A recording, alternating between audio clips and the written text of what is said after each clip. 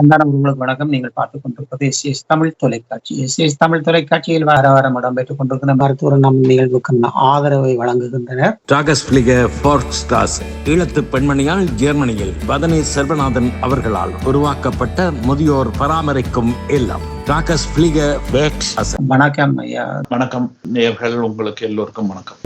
ராமநாதன் ஐயா அவர்கள் உளவியலுநராக டென்மார்க்கில் பணியாற்றி கொண்டிருந்து இப்பொழுது ஓய்வு பெற்ற நிலையில் எங்களுடைய மக்களுக்கு ஏதாவது நல்ல விடயங்களை கொண்டு செல்ல வேணும், உளவியல் சார்ந்த விடயங்களை பகிர்ந்து கொள்ள வேண்டும் என்ற நிலையிலே அவர் எங்களோடு கலந்து பல மாதங்களாக இணைந்து சிறு வயதிலிருந்து தொடராக இளமை பருவங்கள், பாடசாலை பருவங்கள், திருமண காலங்கள் அதை பற்றி நாங்கள் கதைத்து கொண்டு வந்து இப்பொழுது இந்த போர்க்கால விடயங்களை பற்றி கதைத்துக் கொண்டிருக்கின்றோம். போர்க்கால விடயங்களை பற்றி நாங்கள் கதைத்துக் கொண்டிருக்கின்ற அந்த சூழ்நிலையிலே நாங்கள் உண்மையிலேயே முழுமையான விடயங்களை போர்க்காலத்தில் இன்னும் கதைத்து முடிக்கவில்லை. சில பகுதிகளை தொட்டு செல்கின்றோம். அந்த வகையில் இந்த போர்க்காலத்தில் நாங்கள் தாயக மண்ணை பார்த்துக் கொள்வோம். இப்பொழுது பல விடயங்களையும் பார்த்திருக்கின்றோம், மற்ற நாடுகளையும், சோமாலியா. அதுபோன்று தாயக மண்ணில் நிகழ்வுகள் இந்த காலப்பகுதியில் நீங்கள் அங்கே தாயகத்தில் இருந்தீர்களா? நான் தாயகத்துக்கு இடையில ஒரு போய் வந்த நான் 2004 அங்க ஒரு சின்ன அமைதி ஒன்று அங்கே இருந்தது. அப்ப அந்த நேரத்துல எனக்கு ஒரு விருப்பம் இருந்து அதுக்குரிய உதவிகளையும் என்னுடைய புலிகள் இயக்க அமைப்பு இந்த சார்ந்த நண்பர்கள் செய்து தந்தார்கள். கிளிநொச்சிக்கு போறதுக்கு, கிளிநொச்சியில போய் நான் 2 வாரமாக அங்க நின்று செஞ்சோலை இப்படி சிறுவர்கள் இவர்களை பராமரிக்கிற இடங்களிலே அந்த பிள்ளைகளை பராமரிக்கிறவர்களுக்கு வகுப்படுத்தி கொண்டு வந்த நான் உளவியல் விடயங்கள் சம்பந்தமாக அவர்களுக்கு வகுப்படுத்தி இந்த யுத்தத்தால பாதிக்கப்பட்ட அந்த பிள்ளைகளை இப்படி நீங்க விளங்கி கொள்ளணும், என்ன விதமான முறையில் அவர்களுக்கு அணைப்புகள், உதவிகள் இதுகளை கொடுத்து அவர்களை ஒரு தைரியமான மக்களாக, அந்த நேரத்துல யுத்தம் தொடர்ந்து கொண்டிருந்தது. யுத்தம் என்றது அங்க முடியலை இல்லையா? அப்ப தொடர் யுத்த காலத்துல தொடர் யுத்த சூழலிலே நீங்க என்ன விதமாக அவர்களோட இணைஞ்சு கதைச்சு பேசி அவர்களை தைரியமாக்க அல்லது முடிஞ்ச அளவுக்கு அவளை ஒரு திடகாத்திரமானாக்களாக வைத்திருக்க வேணும் முடியும் என்று சொல்லி அவர்களுக்கு ஒரு சில வகுப்புகள் எடுத்து அவர்கள் மிகவும் நல்ல வரவேற்பாக இருந்து சொன்னா அவர்களுக்கு தமிழிலே உளவியல் விடயங்களை சொல்லிக் கொடுப்பதற்கு அங்கே அதிகமாக ஒரு தரம் போயிருக்கவில்லை. கூடுதலாக அமெரிக்கா, கனடா, ஆஸ்திரேலியா இதுகள்ல இருந்து உளவியலாளர்கள் போனார்கள், ஆங்கிலம் பேசுவார்கள். ஆங்கிலம் பேசுகின்ற அந்த பெரிய நிபுணர்கள் தான் இவர்களுக்கு போய் வகுப்புகள் எடுத்து பல விஷயங்களை வழிகாட்டலும் அல்லது கற்பித்தலும் கூடுதலாக மேலத்தேச விஞ்ஞான முறைப்படி இருக்கும். ஆனா இப்ப நாங்கள் ஊருக்கு போய் பேசும்போது, கதைக்கும் போது நாங்கள் எங்களுடைய கீழத்தேசத்துக்கு தக்க மாதிரி, எங்கட ஊருக்கு தக்க மாதிரி, எங்கட சூழலுக்கு தக்க மாதிரியான விஷயங்களை வைத்துத்தான் நாங்க பேசுவது, எங்களுடைய விளக்கங்களை சொல்லுவது, அவர்களுக்கு விஷயங்களை விளங்கப்படுத்தி கொடுப்பது. மற்றது தாய்மொழியிலேயே நாங்கள் பேசும்போது அவர்களுக்கு மிகவும் இலகுவாக இருந்தது. அதை கேட்கவும் அவர்களுக்கு தங்களுக்கு சில விஷயங்களை புரியவில்லை என்று சொன்ன உடனடியாக அதுல மாறிச்சு கேள்வி கேட்கிறது, விளக்கங்கள் கேட்கிறது. அப்படியான விடயங்களிலே அவர்கள் பூர்ண திருப்தியாக அந்த வகுப்புகளை பெற்று மிகவும் நன்றியை தெரிவித்தார்கள். கடைசி முடிவிலே மிகவும் பெரிய நன்றிகளை தெரிவித்தார்கள். அதே நேரத்துல இப்ப பெரியவர்களுக்கு மாத்திரம் நான் இந்த உளவியல் வகுப்புகள் எடுக்கவில்லை. அங்க பாதிக்கப்பட்டு உதாரணமாக செஞ்சோலையை மாத்திரம் எடுத்தோம் என்று சொன்னா இப்ப செஞ்சோலையில அந்த பொம்பளை பிள்ளைகள் தான் அங்க பராமரிக்கப்பட்டு வைத்திருக்கப்பட்டிருந்தார்கள். அப்ப அந்த சில பொம்பளை பிள்ளைகளை பொறுத்தவரையிலையும் பல மன பாதிப்புகள், மன குழப்பங்களோட பல பேர் இருந்தவர்கள். அப்ப அவர்கள ஒரு சில பிள்ளைகளை தனியாக என்னோட பேச விட்டு தனியாக அவர்களுக்கு பிரச்சனையை என்னென்று அறிந்து இதுக்கு எப்படி உதவலாம், என்ன செய்யலாம் என்ற அந்த மாதிரியான ஆலோசனைகளையும் என்ன பாவிச்சு அங்க செய்திருந்தார்கள். அப்ப அந்த விடயங்களையும் நான் அங்க போய் நல்ல அனுபவம், எனக்கும் பெரிய அனுபவம் இல்லையோ, ஏன்னா நாங்க டென்மார்க் போன்ற நாடுகள்ல ஒரு சமாதானமான நாட்டுல அமைதியா இருக்கிற நாட்டில தான் எங்கட வைத்தியங்களை நாங்க செய்தாங்க இல்லையோ. ஆனா ஒரு யுத்த சூழல்ல, யுத்த பரப்பில, யுத்த அகோரமாக நடக்கிற இடத்துல போய் வேலை செய்தது எனக்கு பெரிய ஒரு உதவியாக இருந்தது. எனக்கு பெரிய நான் இன்றைக்குமே எத்தனை பேர் இப்ப என்னுடைய உளவியல் நண்பர்கள் டெனிஸ் நண்பர்கள் இவர்களோட பேசும்போதும் கூட அங்கத்தைய சூழல் உதாரணங்களை அவர்களுக்கு வந்து எடுத்து கதைக்கும் போது பேசும்போது அவர்களே நிறைய விஷயத்தை அறிந்து கொள்வார்கள். அப்ப ஆனபடியினாலே அந்த செஞ்சோல போன்ற இந்த இடங்கள் காந்தரூபன் அப்படி அங்க பல விஷயங்களை நான் அங்க பார்த்து செய்தேன். ஆனா அந்த விடயங்கள் இவைகளை குறிப்பாக சொல்லும் போது எனக்கும் பெரிய ஒரு உதவியாக இருந்தது. அங்க போய் நான் போய் மினைக்கட்டு அவர்களை கதைச்சு பேசும்போது அவர்களுக்கும் அது பெரிய துணையாக இருந்தது. அதே நேரத்தில் இந்த பிள்ளைகளை பொறுத்தவரையில வந்து பிள்ளைகளோட பேசி கதைச்சு பேசி வரும்போது அவர்களும் வந்து கூடுதலாக அவர்களுக்குரிய விளக்கங்கள் இது இன்னதான் பிரச்சனை இந்த பிரச்சனை இருக்கு இந்த மாதிரியான உள வைத்தியர்களை பாவிச்சு நீங்க மருந்துகளோ என்ன விஷயமோ எடுக்கணும் கொடுக்கணும். பட் அந்த பிள்ளைகளோட எப்படி நீங்க அன்பா பாசமா பேச வேணும், அவர்களை வெறுட்டக்கூடாது, அவளை கட்டாயப்படுத்தி பள்ளிக்கூடமோ இதுகளுக்கு அனுப்பக்கூடாது, அதை நட்பு ரீதியாக செய்யணும் என்று சொல்லி பல ஆலோசனைகள் பல விஷயங்கள் அவர்களுக்கு சொல்லும் போது அந்த செஞ்சோலை பொறுப்பா இருந்த அந்த தலைமை ஆசிரியர் வந்து மிகவும் சந்தோஷமாக கடைசியில எனக்கு வாழ்த்து சொல்லி அனுப்பி வச்சார். ஏன்னு சொன்னா தங்களுக்கு ஒரு பிரயோசனமான நல்ல விடயம் கிடைத்ததுன்னு சொல்லி எனக்கும் அது பெரிய ஒரு திருப்தியாக இருந்தது. இப்படி எந்த மக்களுக்கு என்னுடைய நாட்டுக்கு இப்படியான நேரத்துல போய் என்னுடைய ஒரு சிறு பகுதியை கதைச்சு பேசி செய்து கொண்டு வந்ததும் அவர்கள்ட்ட இருந்து நான் பெற்றுக்கொண்டு வந்ததும் எனக்கு இன்றுமே பெரிய உதவியாக அது இருக்கிறத நான் காண்றேன். நீங்கள் அங்கே சென்றிருந்த போது முழுமையாக கூடுதலாக பாதிக்கப்பட்ட ஒரு மனநிலைக்குட்பட்டவர்கள் என்று யாரை பார்க்கக்கூடியதாக இருந்தது? கூடுதலாக பெண் பிள்ளைகளா இல்ல ஆண் பிள்ளைகள்? நாங்க வந்து இப்ப 2 கிழமை 3 கிழமை நின்றுட்டு நாங்க வந்து பெரிய ஒரு தெளிவான விளக்கத்தை நாங்க வந்து சொல்ல முடியாது. ஆனா இப்ப உதாரணமாக அந்த ஒரு பானை சோத்துக்கு ஒரு சோறு பதம் அந்த ஒரு சோத்து எடுத்து பதம் பார்க்கிற மாதிரி ஒரு சிறு பகுதியை நான் வந்து சொல்லலாம். அந்த ஒரு சிறு பகுதி விளக்கத்தை நான் வந்து சொல்லலாம். ஏன்னா அது பெரிய அளவுக்கு அங்க ஒரு 6 மாதமோ அல்லது 1 வருஷம் அப்படி நின்று பேசி கதைச்சு பேசும்போது முழுமையான அந்த விஷயத்தை பற்றி தெளிவான பக்கங்களை சொல்லக்கூடியதாக இருக்கும் இல்லையா. ஆனா இப்ப உதாரணமாக இப்ப அங்க போய் இருந்த இடத்துல இப்ப நான் கூடுதலாக அவதானித்த என்னன்னு சொன்னா பிள்ளைகள் வந்து நிறைய அதுவும் செஞ்சோலையில இருந்த பிள்ளைகள் வந்து அதிகமான பிள்ளைகள் வந்து பெற்றோர்கள் இருவரையும் இழந்தவர்கள். அதே நேரத்துல பெற்றோர்களை மாத்திரமன்றில்ல சகோதரங்கள் இவை எல்லாரையும் இழந்து தனிமையாக்களாக அல்லது ஒரு அக்கா தங்கச்சி அந்த ஒரு சில ஆக்கள்னா அந்த குடும்ப இதுல தப்பி இருந்தார்கள் இல்லையா. அப்ப அந்த விஷயங்கள் வந்து வார்த்தையால அவர்களுடைய பிரச்சனையை வர்ணிக்க முடியாது, வார்த்தையால அவர்களுடைய பிரச்சனை அவர்களுக்கும் சொல்லி விளங்கப்படுத்த முடியாது. ஆனா எங்களுக்கும் அதை வந்து சொல்லி விளங்குறது வந்து பெரிய கஷ்டமானது. ஆனா இப்ப இவர்களுக்கு வந்து இப்ப நாங்க வந்து இப்ப அவர்களுக்கு நேரடியாக கதைச்சு அவர்களுக்கு உதவி செய்யாம அவர்களை பராமரிப்பவர்களுக்கு தான் நாங்க வந்து அதுக்குரிய ஆலோசனைகளை சொன்னது. இப்ப இதண்டா என்ன இந்த அறிகுறிகள், ஏன்னா இப்ப இந்த பிள்ளைகளை பொறுத்தவரையில வந்து பல வகையான அறிகுறிகள் இருக்கு. அந்த மன பாதிப்பு அல்லது இப்படி தனிச்ச இப்படி தங்களை நெருக்கமான உறவினரை இழந்தபடியினால அவர்களுக்கு வந்து பெரிய சிம்டம் அறிகுறிகள் வந்து அவர்கிட்ட இருக்கு. அந்த அறிகுறிகளை வந்து நாங்க 2 பெரும் பிரிவாக பிரிச்சு நாங்க வந்து சொல்வதுண்டு. ஒன்று வந்து அவர்களுக்கு வந்து ஒரு அச்சம் கலந்த நிலை, என்ன விஷயத்துக்கும் எந்த விடயத்துக்கும் அச்சம் பயம் மாதிரியான அச்சம் கலந்த நிலை. அந்த அச்சம் கலந்த நிலை வந்து அவர்கள்ட்ட வந்து இருக்கும் போது அவர்களை பொறுத்தவரையில வந்து தன்னந்தனியாக எங்கேயும் போக மாட்டார்கள், தன்னந்தனியாக இவருடைய கதைக்க மாட்டார்கள், எங்க இடத்துக்கும் தனியாக போறது என்று சொல்றது அவர்களுக்கு வந்து முடியாத விடயம். அதே நேரத்துல இரவு பொழுதுபட்டு இரவு என்று வருகிறது என்று சொன்னாலே மிக மிக பயம் அவர்களுக்கு குடிகொண்டு விடும் இல்லையா. ஏன்னா அந்த இரவு நேரங்கள்ல எந்த பத்தைக்குள்ள அல்ல எந்த இடத்துல எதிரி நிற்கிறா அல்லது தங்களுக்கு அபாயம் இருக்குன்னு எதுக்குமே அவர்களுக்கு வந்து புரிஞ்சு கொள்ள முடியாது.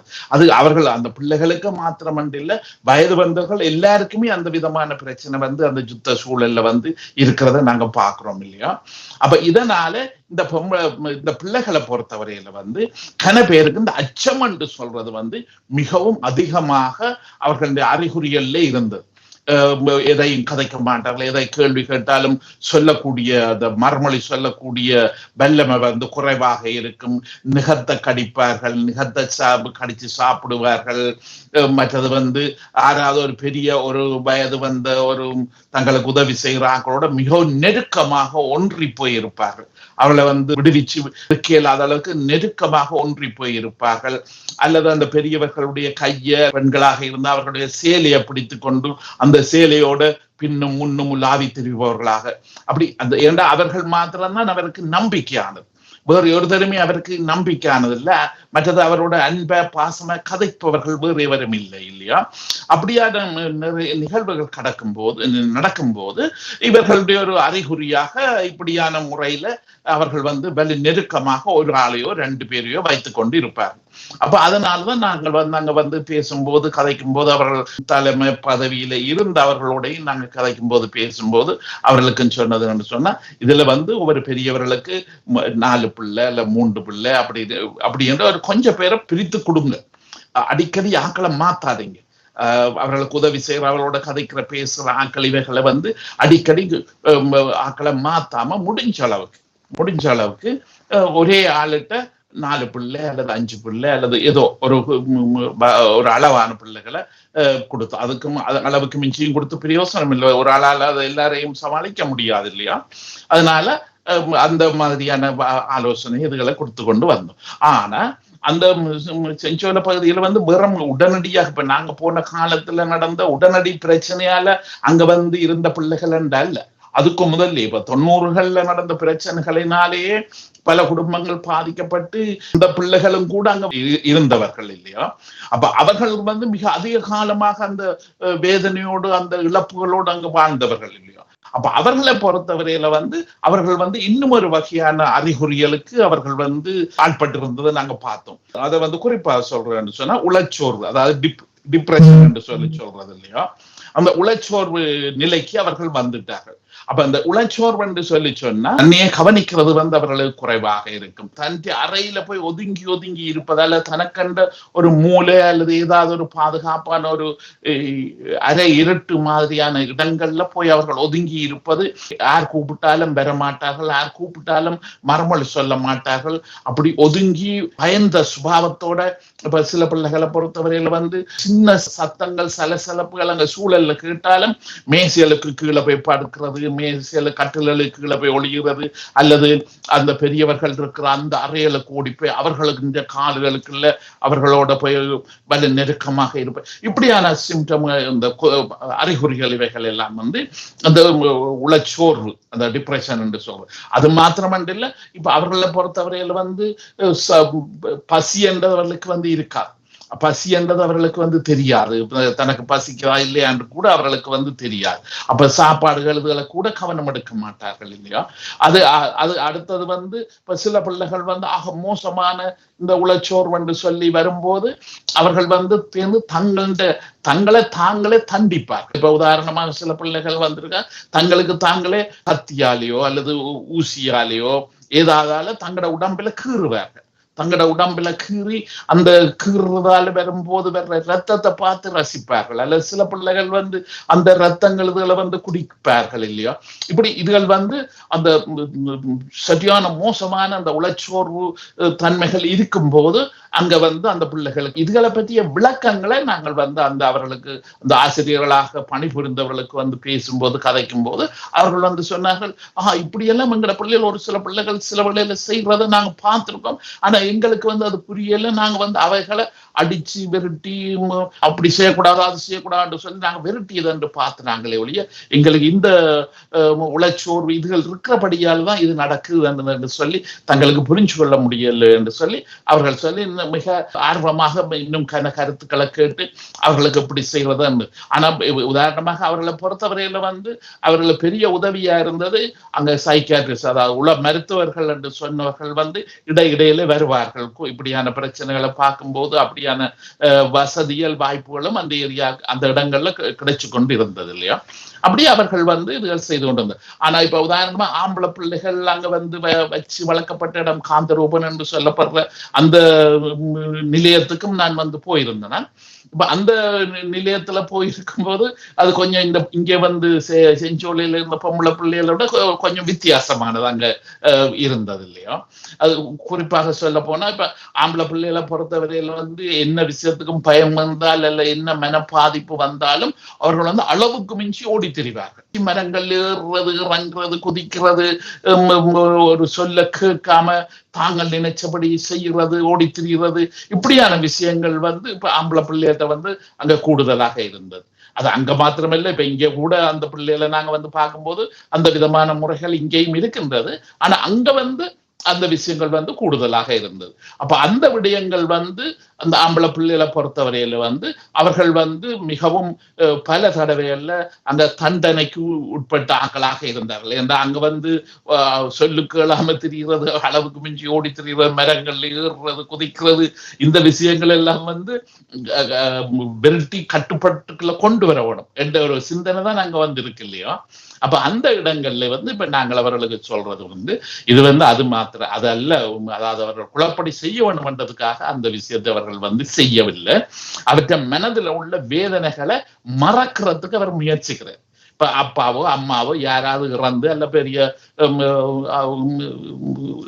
இறந்தவர்கள் பிரேதங்களை பார்த்து தங்களுடைய வீடுகள் குண்டுகளால உடைச்சு நொறுக்கி சாம்பலா போன விஷயங்கள் இதுகள் எல்லாத்தையும் பார்த்து கொண்டு வந்த பிள்ளைகள் வந்து இப்ப ஏன்னா இப்ப இந்த மாதிரியான யுத்த விஷயங்கள்ல வந்து பிளாஷ்பேக் என்று சொல்றது, ஒருக்கா ஒரு விஷயம் நடந்துட்டு என்று சொன்னா அதை வந்து மறக்க முடியாது, அது வந்து மறக்க இயலாது. அது வந்து பகல் இரவு எந்த நேரமும் மனதில் அப்படியே படமா பிளாஷ்பேக் என்று சொல்லுவோம் இல்லையோ. கடந்த காலத்தில் நடந்த விஷயம் இன்றைக்கும் எங்களுக்கு நினைவுக்கு வரும்போது அதை வந்து மீளோட்டம் என்று சொல்றது இப்ப ஆங்கிலத்துல சொன்னா அது பிளாஷ்பேக். அந்த பிளாஷ்பேக்ல இருந்து வெறுமே தப்பேலாம். அந்த பழைய வேதனையான அந்த விஷயம் வந்து பகல் இரவு எல்லாமே அவர்கள்ட்ட மனதில் நிற்கும். அப்ப ஓய்வாக அமைதியாக இருந்தினே என்று சொல்லி சொன்னா அந்த பழைய நினைவுகள்ல இருந்து அவர்கள் தப்பேலாம். அப்ப அந்த பழைய நினைவுகள் வந்து அவர்களுடைய இதய துடிப்பை கூட்டும், சுவாசத்தை குழப்பும், உடம்பு தசனார்கள் வந்து இருக்கிற இதுகளுக்கு வந்து மிக அடிப்படை காரணமாக இருக்கும் இல்லையா. ஆனபடினால இந்த பிள்ளைகளை பொறுத்தவரையில வந்து தாங்களே தங்களுக்கு சில வைத்தியத்தை செய்யற மாதிரி செய்து கொள்ளுகிறார்கள் என்று சொன்னா வேகமாக ஓடுறது, வேகமாக விளையாடுறது, வேகமாக இயங்குறது, மரங்கள் தடியதுகள் ஏறி இறங்கி விளையாடுறது இப்படியான விஷயம். ஏன்னா அதுகள் வந்து இந்த பழைய விஷயங்களை வந்து அவர்கள் வந்து ஓரளவுக்கு தானே விடுதலை பெறுறதுக்கு உதவியாக இருக்கு. ஏன்னா இங்க வந்து சந்தோஷமாக இந்த விஷயங்கள்ல கவனம் எடுக்கிறபடியினால அந்த பழைய விஷயங்கள் வந்து இவர்களுக்கு வந்து நினைவுக்கு வராம அல்ல தொந்தரவு கொடுக்காம இருப்பதற்கு ஓரளவுக்கு உதவியாக இருக்கின்றது. அப்ப இந்த விதத்துல இந்த ஆம்பளை பிள்ளைகளை பொறுத்தவரை வந்து வித்தியாசமாக இருந்தார்கள். அப்ப இது மாதிரி அப்ப அந்த யுத்த கால இதுகள்ல வந்து இந்த ஆண் பிள்ளைகள் பிள்ளைகள் அங்க வந்து தனித்தனியா வந்து மிகவும் அருமையாக பாதுகாக்கப்பட்டு வளர்க்கப்பட்டிருந்தா அது அவர்கள் அந்த பெரியவர்கள் செய்த தியாகங்களையும் பெரியவர்கள் செய்த உதவியையும் நாங்க இலகுவாக வார்த்தையில சொல்ல முடியாது. என்ன பொறுத்தவரையில அவர்கள் மிகவும் தியாகம் பண்ணி இந்த பிள்ளைகளை மிக அருமையாக வழிகாட்டி வளர்த்து அவர்களுக்கு என்னென்ன தேவைப்படும் என்று தங்களுக்கு படுதோ அது எல்லாவற்றையும் அவர்கள் செய்ய முயற்சிச்சு நல்ல விஷயங்களை செய்து கொடுத்து நல்ல வடிவாக பராமரித்திருந்தார்கள். எனக்கும் அந்த இடத்துக்கு போனது பெரிய திருப்தியா இருந்தது. ஆனா சில ஆலோசனைகளை தான் நாங்க சொல்லி அது அவர்களுடைய செயல்பாட்டை கொஞ்சம் மேம்படுத்த ஒரு திறமையாக கொண்டு வர்றதுக்காக நாங்க உதவி செய்ததை ஒழிய மற்றபடி அவர்கள் மிக அருமையாக அங்க செய்தார்கள். உண்மையில அப்படியான ஆட்கள்கிட்ட வந்து நாங்க படிக்கிறதுக்கு நிறைய இருக்கு என்றதான் என்னுடைய அபிப்பிராயம். இப்ப நாங்க எல்லாரும் வந்து இப்ப இந்த வெளிநாட்டுல அமைதியாக ஒரு அமைதியுள்ள ஒரு நிரந்தரமான வாழ்க்கை, சாப்பிட நித்திர கொள்ள படுக்கை எல்லாமே இங்க சொகுசா இருக்கு. இங்க குண்டோ பிளேனோ எதுக்குமே இங்க ஒரு தொந்தரவுமே இங்க இல்லையா. யுத்தம் என்ற நிகழ்வோ அந்த பண்புகள் எதுக்குமே அற்ற இடத்துலதான் நாங்க வந்து இருக்கிறோம் இல்லையோ. அப்ப இந்த இடங்கள்ல வந்து நாங்க வேலை செய்யும் போது எங்களுடைய சிந்தனைகள் எங்களுடைய வைத்திய முறைகளும் கூட பெரிய வித்தியாசம். அந்த ஒரு யுத்த சூழல்ல போய் இருந்து வேலை செய்யற அந்த இடங்களோட ஒப்பிடும்போது இங்க வந்து மிகவும் வித்தியாசமானது. ஆனா அந்த கொஞ்ச காலம் அங்க போய் நின்று அவர்களோட வேலை செய்து வந்தது எனக்கு இன்னுமே ஒரு பெரிய ஒரு கற்றுக்கொள்ளக்கூடிய ஒரு மறக்க முடியாத நல்ல சம்பவமாக இந்த மனதுல இன்னும் இருக்கு.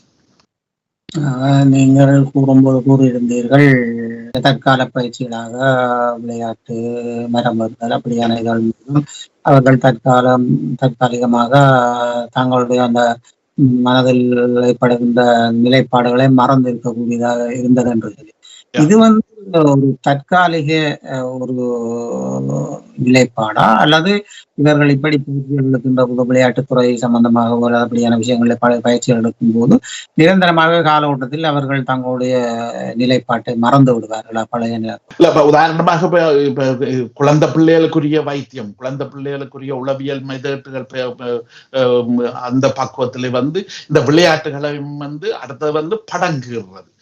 தங்களோட மனதில உள்ள விஷயங்களை உற்சாகப்படுத்தி படமாக கீற பண்றது. அது ஒழுங்கான படமாக இருக்கணும் என்று இல்லை. அதுல மிகவும் முக்கியமானது இந்த நிறங்களை பாவிச்சு அந்த படங்களை கீற பழக்கிறது இல்லையா. விளையாட்டு மாத்திரம் இல்லை, இந்த படங்கள் கீற இந்த விஷயம். ஏன்னா இந்த விஷயங்கள் நான் இங்க நிறைய பாவிச்சிருக்கேன், இங்க பிள்ளைகளுக்கு பாவிச்சிருக்கேன். அதுல பாவிச்சு அது என்ன சின்ன பிள்ளைகளை பொறுத்தவரையில இப்ப உதாரணமா 6ஆம் வகுப்பு 7ஆம் வகுப்பு 8ஆம் வகுப்புக்கு உட்பட்ட பிள்ளைகள் மொழித்திறன் விலை குறைந்தவர்கள். அவர்களுக்கு இப்ப நாங்க உளவியல் வைத்திய விஷயங்களை மொழியால கதைச்சு பேசி விளக்கங்களை கொடுத்து அவர்களை மாற்றி அமைக்கிறது அல்ல அவர்களுக்கு உதவி செய்யறது மிகவும் கஷ்டம். ஏன்னா மொழி திறமை அவர்களுக்கு அவர்களுக்குரிய அந்த 6ஆம் வகுப்பு 8ஆம் வகுப்புக்குரிய அளவுக்கு தான் மூளை வளர்ந்திருக்கும் இல்லையா. அதன்படியினால அவர்களுக்கு நாங்க வயது வந்தவர்களுக்கு பாவிக்கின்ற இந்த கதைக்கின்ற பேசி அவர்களோட மனதில் இருக்கிறத வெளியேற்றுகின்ற அல்லது அந்த வேதனையை குறைக்கின்ற அதுகளெல்லாம் இவர்களுக்கு அப்ப இவர்களுக்கு நாங்க அவர்களுடைய வயதுக்குரிய அந்த பருவத்துக்குரிய மாதிரியாக இந்த விளையாட்டுகளோ அல்லது உதாரணமாக இந்த படங்கிற இந்த இதுகள் மிக முக்கியமாக நாங்கள் நிறைய பாவிக்கின்ற ஒரு மெத்தட். அப்ப ஆகவும் சிறிய பிள்ளைகள் இப்ப சில பிள்ளைகள் இங்க வரும்போது அப்பா அம்மாவோட கிட்டத்தட்ட 5 வயதுக்குள்ள 8 வயதுக்குள்ளே எல்லாம் சேர்றார்கள் இங்க பிள்ளைகள் இல்லையா. அப்ப அந்த இடங்கள்ல இப்ப நான் வேலை செய்த வைத்தியசாலைகள்ல பெற்றோர்கள் வருவார்கள். பெற்றோர்கள் உண்மையான வைத்தியத்துக்கு எங்களிடம் அனுப்பப்படுவார்கள். ஆனா எங்களை பொறுத்தவரையில எங்கட வைத்தியசாலையினுடைய ஒரு நல்ல ஒரு சிந்தனை என்னன்னு சொன்னா, வெளிநாடுகள்ல இருந்து, அதாவது 3ஆம் உலக நாடுகளோ அல்லது வெளிநாடுகள்ல இருந்து வருபவர்கள் தனித்தனி மனிதர்களாக இயங்குவது கிடையாது, வாழ்வது கிடையாது. அவர்களுக்கு குடும்பம் என்ற அழகு மிக முக்கியம். குடும்பம் என்ற முறையில தான் அவர்கள் சிந்திக்கிறார்கள், செயற்படுகிறார்கள், வாழுகிறார்கள், இயங்குகிறார்கள். ஆனபடியினாலே அவர்கள் ஒரு ஆள் தன்னும் எங்களுக்கு வைத்தியத்துக்கு அனுப்பப்பட்டாலும் நாங்க அவர்களை முழு குடும்பமாக சிந்திக்க பழகும். முழு குடும்பமாக சிந்திச்சு அதுக்குரிய வைத்திய முறைகளை தான் நாங்க பாவிக்கணும் என்று சொல்லி, இப்ப உதாரணமாக அந்த இடங்களிலே இந்த சின்ன பிள்ளைகள் கூட 8 வயதோ 10 வயதுக்கு உட்பட்ட சின்ன பிள்ளைகள் கூட அந்த வீடுகளில் இருக்கும் போது அவர்களுக்கும் நாங்கள் வைத்திய உதவியலை செய்யறதுக்கு முயற்சிக்கிறாங்க. அப்ப அந்த வைத்திய உதவியலுக்கு இப்ப இங்க பயிற்சி ஆசிரியர் என்று பெடகோ என்று சொல்லுவார்கள், இங்கே செவிலி தாய்கள் அல்லது பயிற்சி ஆசிரியர்கள் என்று சொல்லுவார்கள் இல்லையா. இப்ப இந்த ஆசிரியர்கள் இப்ப எங்களோட வைத்தியசாலையில எங்களோட வேலை செய்தவர்கள், அவர்கள் எங்களோட வேலை செய்து இந்த குழந்தைகளோட வேலை செய்யறதுக்கு நல்ல உதவியாக இருந்தவர். அவர்கள் இந்த விதமான படங்கள் கீறதோ விளையாடுறதோ அவரோட கதைக்கிறதோ அவர்களுக்கு சில கதைகளை வாசித்து விடுறதோ அப்படியான விஷயங்களை செய்யும் போது அவர்கள் மனதுக்கு தைரியமாகவும் அந்த மனதில் உள்ள அந்த வேதனைகளை குறைக்கப்பட்டு, ஏன்னா அது பெற்றோர்களே சொல்வார்கள், எங்களுடைய மகன் அல்லது மகள் இப்போ ஓரளவு கொஞ்சம் கூடுதலாக நித்திர கொள்றேன், இப்ப முன்னைய மாதிரி அடிக்கடி எழும்புறது இல்லை, இரவில் நித்திரையில அழுவது கிடையாது, கத்துவது கிடையாது, பிரச்சனைகள் எல்லாம் கொஞ்சம் கொஞ்சம் குறைஞ்சு அவர் கொஞ்சம் நிம்மதியா படுக்கும். அப்ப இதுகள் எங்களோட வைத்தியம் உதவி செய்திருக்கா இல்லையா என்றதை விளங்கிக் கொள்றதுக்கு இந்த விதமான பெற்றோர்களுடைய கதைகள் எங்களுக்கு உதவியாக இருக்கும் இல்லையா. அப்ப இந்த இடத்துலதான் இப்படி சின்ன பிள்ளைகளை இவர்களை பொறுத்தவரையில அவர்களுக்குரிய தளத்துல இறங்கி நின்று நாங்க வேலை செய்வோம். மற்ற இப்ப நீங்க கேட்ட கேள்வி மாதிரி, அதாவது விளையாட்டு மாத்திரம் இவர்களுக்கு முற்றுமுழுதான தீர்வாக அமையுமா என்று சொல்றது கேள்விக்குறி. ஆனா பல பிள்ளைகளை பொறுத்தவரையில இப்ப சில பிள்ளைகள் அந்த பெற்றோர்கள் எதுவித வைத்தியத்துக்கும் போகாம பெற்றோர்களோடய இருந்து வாழ்றார்கள் இல்லையோ. அப்ப அந்த மாதிரியான பிள்ளைகள் இந்த ஓடி திரிகிறதோ அல்லது இப்படியான விஷயங்களை மாத்திரம்தான் தங்களுக்குரிய ஒரு உதவியாக எடுத்து வச்சு செய்கிறார்கள். ஆனா இந்த பிள்ளைகளை பொறுத்தவரையில இப்ப எங்களோட உளவியல் ஆய்வுகளின்படி உதாரணமா இப்படியான பிள்ளைகள் வயது வரும்போது இப்ப 16, 17, இப்ப உதாரணமா 8ஆம், 9ஆம், 10ஆம் வகுப்பு இப்படி பெரிய வகுப்புகளுக்கு வரும்போது அவர்களுடைய செயல்பாடுகள் மாறுது, அவர்களுடைய நடத்தைகள் மாறுது. அவர்கள் அதுக்கு பிறகு விளையாடுறது ஓடி திரிகிறது அல்ல. அப்ப அந்த இடத்திலே அவர்களுடைய நடத்தைகள் இதுகள் மாறி அவர்கள் இந்த சிறு வயதுல உள்ள பிரச்சனைகளை ஒரு உளவியல் துறை மூலமோ அல்லது வேறு ஏதாவது வைத்திய வழி மூலமோ தீர்த்து கொள்ளவில்லை என்று சொன்னா அதுல எல்லாருக்கும் இல்ல, ஒரு சில கூடுதலான பிள்ளைகளுக்கு கூடுதலாக இந்த 17, 18 வயது இந்த வயதுகள் வந்த பிறகு அவர்கள் கூடுதலாக போதை பொருள்ல போய் விழுகிறதுக்கு மிக சாத்தியக்கூறுகள் இருக்கு. ஏன்னா அந்த போதை பொருள்கள் அல்லது ஆல்கஹால் இப்படியான விஷயங்கள்ல போய் இருக்கும்போது அதுகள்லாம் அவைக்கு ஒரு மனதுக்கு ஆறுதலையும் மனதுக்கு அது ஒரு நாங்க எங்களோட உளவியல் துறையில இந்த போதை பொருள் அல்லது ஆல்கஹால் இப்படியான விஷயங்களை இப்ப எங்கள்கிட்ட கதைக்கும் போது பேசும்போது நாங்கள் அது ஒரு போதை பொருளாகவோ ஒரு ஆல்கஹால் பழக்கமாகவோ அதை நாங்க சொல்லுவது கிடையாது. நாங்க அது அவர்கள் கை மருந்து, நாட்டு மருந்து, அவர்கள் ஊர்ல அதுதான் மருந்தாக இருந்தது. இப்ப எங்கட ஊர்கள்ல நாங்களும் எவ்வளவு வேதனை, இப்ப சண்டை காலம் மாத்திரமண்டா இல்ல, சண்டைக்கு முற்பட்ட காலத்துல கூட நாங்கள் எங்கட வாழ்க்கை என்று சொல்றது கரடு முரடான வாழ்க்கை. அது குடும்ப சாதாரணமாக வாழும் போதோ அல்லது சாதாரண சமூகத்துல நாங்க இருக்கும் போதோ எல்லாரும் சொகுசாக ஒரு பிரச்சனை இல்லாம வாழ்ந்த வரலாறே கிடையாது. அப்ப நாங்கள் எல்லா காலத்திலையும் நாங்க வேதனைகள் பிரச்சனைகளோட வாழ்ந்து வந்த நாங்கள் இல்லையோ. ஆனா அந்த காலகட்டத்துல எங்களுக்கு பழைய காலங்கள்ல இந்த உளவியல் என்றாலே என்னென்று தெரியாது, உளவியல் வைத்தியம் என்றாலே என்னென்று தெரியாது, இதுகளை பற்றியே ஒன்றும் இல்லை. ஆனா அந்த நாட்டார் வழக்குகள், நாட்டார் வைத்தியங்கள், நாட்டார் உதவிகள் என்று சொல்லப்படுகின்ற அந்த விடயங்கள் அங்க இருந்தது. இப்ப உதாரணமா அதுல பெரிய விஷயம் இப்ப கோயில் என்று சொல்றது இல்லையா.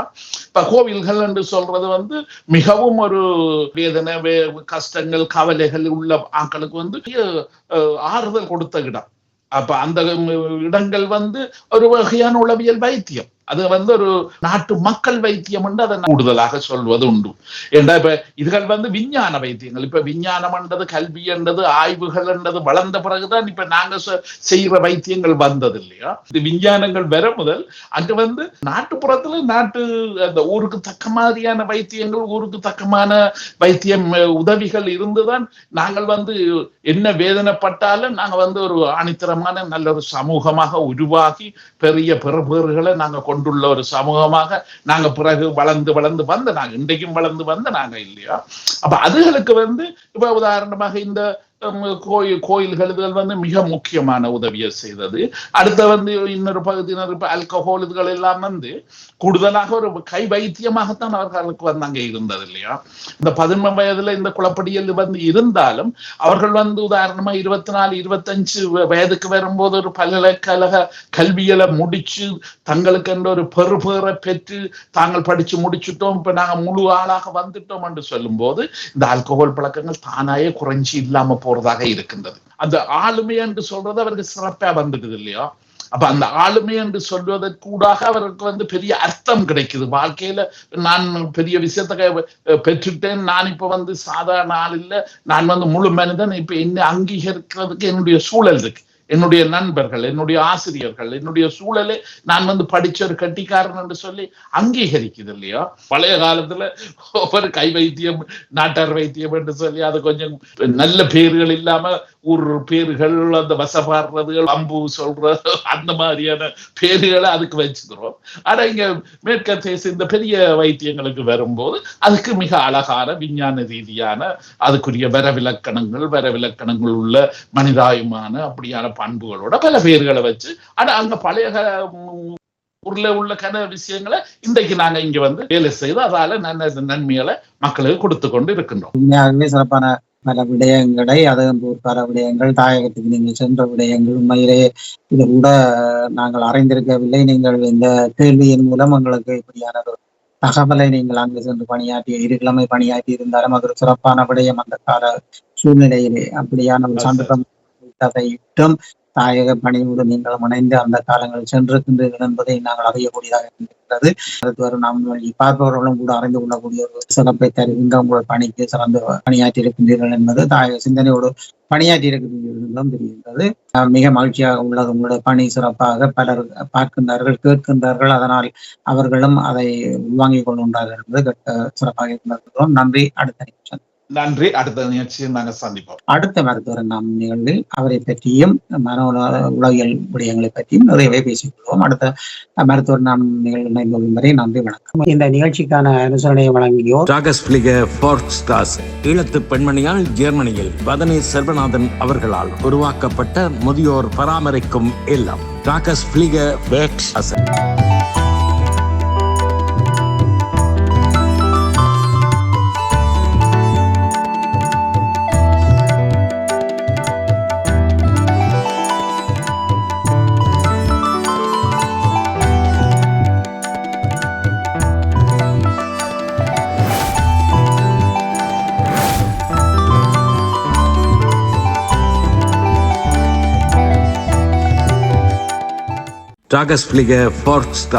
ஈழத்து பெண்மணியால் ஜெர்மனியில் வதனி செல்வநாதன் அவர்களால் உருவாக்கப்பட்ட முதியோர் பராமரிக்கும் இல்லம் டாகஸ் பிளிக வேக்ஸ் அசன். 1000க்கு மேற்பட்டவர்கள் பராமரிக்கப்பட்டு வருகின்றனர். இல்லத்தில் தங்கி வாழ்வோர் வீடு சென்று அழைத்து வந்து நாளாந்த பராமரிப்பு, மருத்துவ உதவி, உடல் பயிற்சி, சிறந்த உணவு வளங்கள், விளையாட்டு, பொழுதுபோக்கு அம்சங்கள், சுற்றுலா அழைத்து செல்லல், இன்னும் பல உதவி சேவையுடன் மிளிர்ந்து நிற்கும் டாகஸ் பிளிக வேக்ஸ் அசன் முதியோர் பராமரிக்கும் இல்லம். இங்கு வந்தவர்கள் தங்கள் இல்லங்களில் வாழ்வது போல் வாழ்வது இவர்கள் முக மலர்களில் தெரிகின்றது. தொடர்புகளுக்கு கே.